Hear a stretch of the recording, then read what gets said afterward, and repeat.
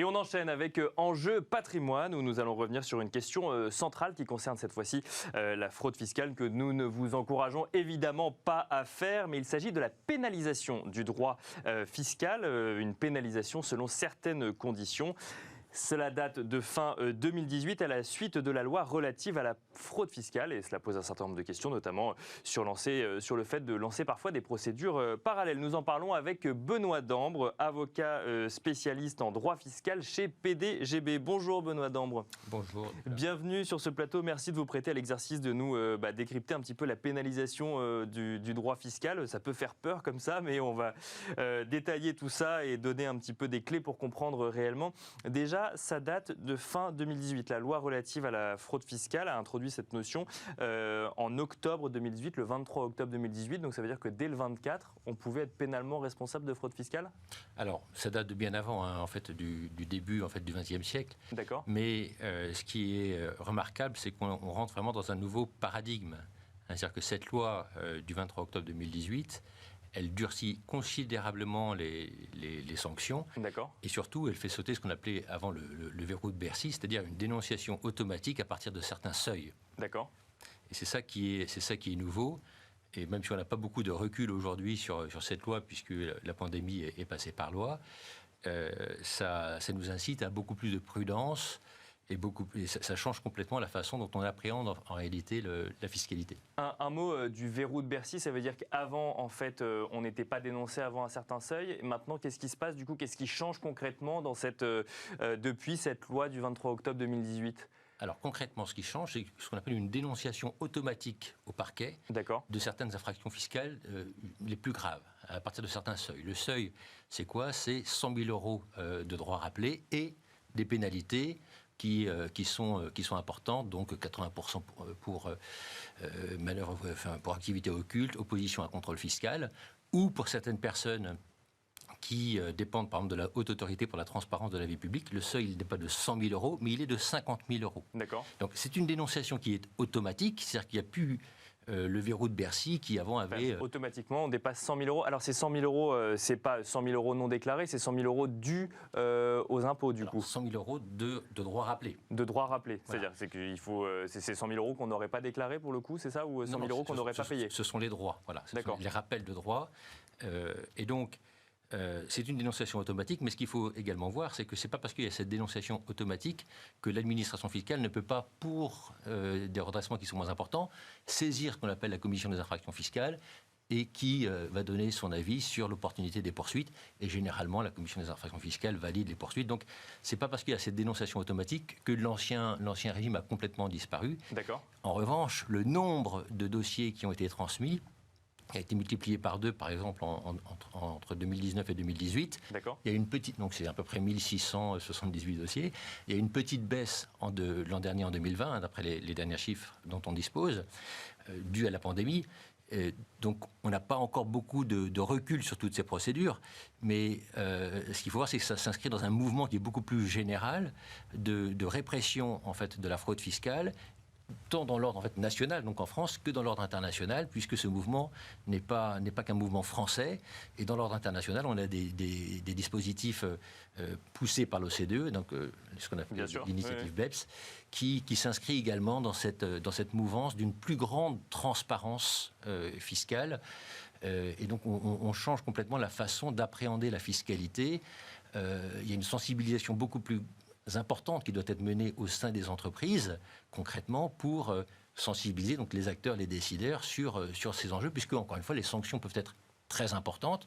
On parle d'amendes qui peuvent être de 500 000 à 3 millions d'euros d'impôts, enfin 3 millions d'euros, en tout cas d'amende, bien sûr. Oui. D'amende, et puis de peines de prison qui peuvent aller jusqu'à 7 ans de prison. C'était ça la question, c'est quand on parle de pénal, d'un coup d'un seul, ça fait beaucoup plus peur, effectivement, que de payer une amende supplémentaire. Donc là, on peut aller en prison. Voilà, là, il y a des peines de prison qui sont prévues. Alors, elles étaient déjà prévues avant, mais elles ont été renforcées au fil du temps. Et aujourd'hui, effectivement, on peut aller jusqu'à 7 ans de prison lorsque certaines conditions sont remplies, notamment l'utilisation de comptes à l'étranger ou de structures interposées qui sont parfois présumées fictives. D'accord.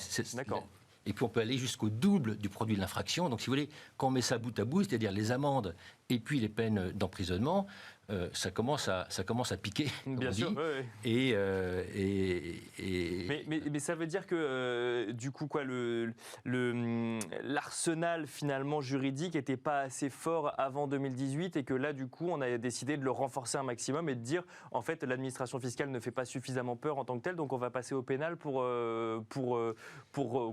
mettre une crainte supplémentaire vis-à-vis de la fraude fiscale. L'arsenal législatif existait déjà. Vous aviez des lois, notamment en décembre 2013, et puis l'article 1741 du Code général des impôts. Enfin, il existe depuis 1920, je crois. Enfin, donc, l'arsenal, il existait. Mais là, il y a la prise en compte, si vous voulez, que l'acceptation sociale de la fraude fiscale n'est plus du tout... C'est ça. La non-acceptation sociale de la fraude fiscale est pour le coup assez présente. Et donc, c'est traduit par le législateur dans ces nouveaux dispositifs pour être effectivement très significatif. Donc la sanction est effectivement très lourde. Alors vous nous disiez que entre 2018 et 2019, le nombre avait été multiplié par 2. On parle bien du nombre de personnes donc, qui ont suivi une procédure pénale pour une infraction fiscale, c'est ça ? Ce sont des dossiers qui sont transmis au pénal, d'accord. Ensuite, combien de ces dossiers vont aller jusqu'au bout ? On n'a encore une fois pas assez de recul sur cette loi, puisque si vous voulez, on est en 2021, et puis il y a eu effectivement cette année particulière l'an dernier, où le nombre des contrôles fiscaux a été divisé par 2, et puis l'activité a été en fait un petit peu gelée dans les juridictions. D'accord. Mais avec le dégel qui se précise, on voit donc un réveil, et donc toutes ces procédures qui ont été mises un petit peu en suspens ou ralenties pendant la pandémie, elles vont redémarrer fin d'année 2021 et en 2022. Et ça, c'est quelque chose que les entreprises, que les dirigeants doivent être sur lesquels ils doivent être sensibilisés, parce que c'est le nouveau paradigme dans lequel on vit. Ça prend combien de temps une procédure pour fraude fiscale au pénal, du coup, justement ? Alors c'est ça. C'est pour ça qu'on n'a pas suffisamment de recul, c'est que ça prend plus d'un an, j'imagine. Alors les procédures fiscales, en règle générale, quand on additionne toutes les procédures, peuvent durer jusqu'à 12 ans, voire 15 ans pour certaines, donc c'est excessivement long. Les procédures pénales sont très longues aussi, un peu plus rapides que le fiscal, mais on n'a pas encore assez de recul, assez de jurisprudence pour voir quel est l'impact réel de cette loi. Mais c'est là où, effectivement, il faut bien comprendre, c'est que vous nous dites les procédures fiscales et les procédures pénales. Ça veut dire que là où avant déjà on pouvait avoir plusieurs procédures fiscales pour différents faits, si je comprends ce que vous nous dites, là on va en rajouter une. En fait, on va pas troquer une procédure fiscale contre une procédure pénale. En fait, ça va être en plus des procédures fiscales qui sont déjà menées. Tout à fait. C'est-à-dire que dans une certaine mesure, on ne va pas rentrer ici dans trop de détails techniques, mais les deux procédures sont indépendantes. D'accord, et donc parallèles pour le coup. Et donc parallèles. Et elles prennent du temps. C'est-à-dire que ce qu'il faut bien comprendre également, c'est l'impact financier. Lorsque vous faites l'objet d'une procédure pénale, généralement, vous avez une saisie conservatoire des sommes qui sont présumées avoir été fraudées. Et pour en obtenir la restitution, ça peut prendre plusieurs mois, voire plusieurs années. D'accord, ouais. Parce que le temps de la justice est celui qu'on connaît, donc ce n'est pas le temps des entrepreneurs, et donc l'argent est bloqué pour une certaine période, ce qui peut handicaper assez lourdement les ETI notamment, lorsqu'elles sont visées par ces procédures-là, ou les dirigeants d'entreprises qui n'ont plus la disposition de leurs fonds, tout simplement. Et alors, vous nous dites qu'il faut faire très attention quand on est dirigeant d'entreprise. On peut évidemment penser à quelqu'un qui aura fraudé en ayant conscience de l'avoir fait. On pense aussi à l'introduction du droit à l'erreur d'Emmanuel Macron. Là, est-ce que du coup, ça vient un petit peu faciliter la vie du dirigeant d'entreprise qui aurait pu effectivement... Alors effectivement, 100 000 euros, ça peut paraître gros comme erreur, mais tout dépend du chiffre d'affaires de l'entreprise aussi. Est-ce que ça peut venir quand même faciliter, éviter d'aller directement au pénal pour le dirigeant d'entreprise ?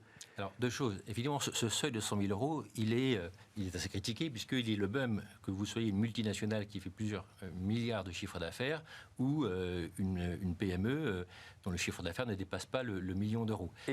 Pardon, il ne concerne que les entreprises ou c'est le même seuil appliqué aux particuliers? C'est le même seuil pour tout le monde. D'accord, particulier ou entreprise, voilà. D'accord. C'est pour ça qu'il est aussi... Oui, donc effectivement, pour des réalités différentes, on a exactement le même seuil. On peut se poser la question de savoir de l'impact de ce seuil sur un particulier comme sur une multinationale, bien sûr. Tout à fait. Oui. Donc il y a beaucoup de procédures qui sont craintes par les multinationales, notamment celles qui exercent une activité en France sans en avoir vraiment conscience, qui ont un établissement stable en France, notamment qui n'est pas déclaré. Bien sûr. Et donc vous avez des visites domiciliaires, donc des perquisitions qui révèlent ces établissements stables.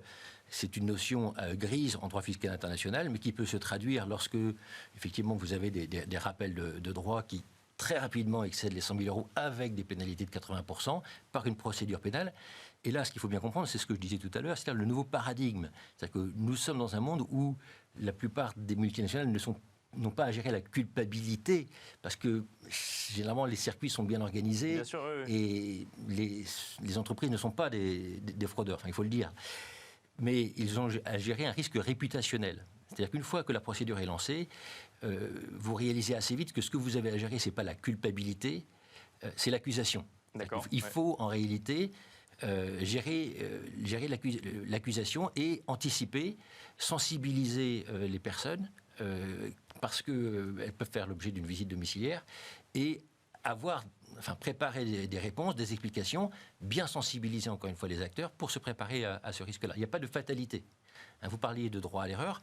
La loi donc, du 10 août 2018, qui est un peu le pendant à la loi pour une société de confiance, si le pendant, c'est la carotte avec le bâton qui est cette loi sur la fraude fiscale, elle introduit effectivement un droit à l'erreur et puis surtout une nouvelle relation de confiance pour les bons contribuables qui rentrent dans une relation de confiance avec l'administration fiscale. Donc, ça concerne un petit nombre d'entreprises aujourd'hui.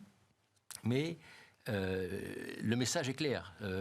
La lutte contre la fraude fiscale, ça vise en principe les vrais fraudeurs, bien sûr. Et pas toutes les entreprises. En réalité, l'immense majorité des entreprises ne fraudent pas. Bien sûr. Mais effectivement, il faut avoir en tête que quand on fait des montages fiscaux et qu'on est présent dans plusieurs pays, sans vouloir frauder, en fait, on s'expose potentiellement à un risque réputationnel si jamais on n'a pas vu quelque chose passer et qu'on rentre automatiquement dans les conditions où là la procédure passe au pénal directement. Tout à fait. D'où l'impératif, à chaque fois qu'on met en place des opérations, de les justifier pour des motivations qui soient juridiques, financières, économiques. Mais lorsque le fiscal prend le devant le juridique, l'économique, le financier, là, une lanterne rouge doit s'allumer et il faut réfléchir avant de mettre en place les opérations et voir interroger l'administration fiscale à la procédure du rescrit qui existe. Finalement, c'est les plus renseignés, c'est ceux qui peuvent vous dire si ça rentre dans les clous ou pas, donc complètement. Alors, c'est le juge qui décide en dernier ressort, mais la volonté d'instaurer un dialogue avec l'administration fiscale, elle est également renforcée par cette loi pour une société de confiance. Et donc, c'est ça aussi qu'il faut dire. Il n'y a pas que la pénalisation, il y a aussi la possibilité de discuter et d'avoir des réponses, de discuter des réponses qu'on obtient parfois, parce qu'on n'est pas toujours d'accord. Bien sûr. Oui. Mais généralement, lorsqu'on entre dans cette démarche-là, la pénalisation s'éloigne un petit peu. Et alors, Benoît Dambre, une question de manière un peu plus générale. Est-ce que vous constatez des tendances en matière de droit fiscal ou de redressement fiscaux actuellement ? Alors, l'année dernière est un petit peu particulière encore. Évidemment, bien sûr. Mais sur une période, on va dire, longue de 3 ans, donc une fois qu'on a mis de côté la pénalisation du droit fiscal, puisque ça c'est une vraie tendance, un changement de paradigme, encore une fois, dans un monde d'une transparence totale. Bien sûr. La transparence totale, c'est aussi quelque chose de nouveau. Il n'y a pas de grands bouleversements, de grandes révolutions dans le contrôle fiscal. Quand on prend la généralité des chiffres du contrôle fiscal, les rapports sont parfaitement publics, vous voyez que l'essentiel, en tout cas pour les entreprises, ça va concerner les prix de transfert pour les grosses entreprises, la TVA sur les ETI, et puis pour les dirigeants, ça va concerner aujourd'hui davantage les gains, les plus-values qui peuvent être requalifiés en salaire dans tout ce qu'on appelle les management packages. Bien sûr. Et ça, c'est une nouveauté de cet été, avec des décisions du Conseil d'État du 13 juillet 2021, qui font couler beaucoup d'encre sur la requalification des plus-values en gains salariaux dans tout ce qu'on appelle les management packages. Donc ça, c'est effectivement Il y a des modes en matière de redressement fiscal. Donc et ça, pour le coup, c'est plutôt à la mode. Voilà. Eh ben, on pourra en reparler dans une autre émission. Benoît Dambre, merci beaucoup d'être venu sur le plateau de Smart Patrimoine. Je rappelle que vous êtes avocat en droit fiscal chez PDGB. Vous êtes prêté à un exercice compliqué, quand même, venir nous expliquer la pénalisation du droit fiscal sur un temps très court. Merci beaucoup. En tout cas, merci à vous également de nous avoir suivis. Et je vous donne rendez-vous demain pour un nouveau numéro de Smart Patrimoine.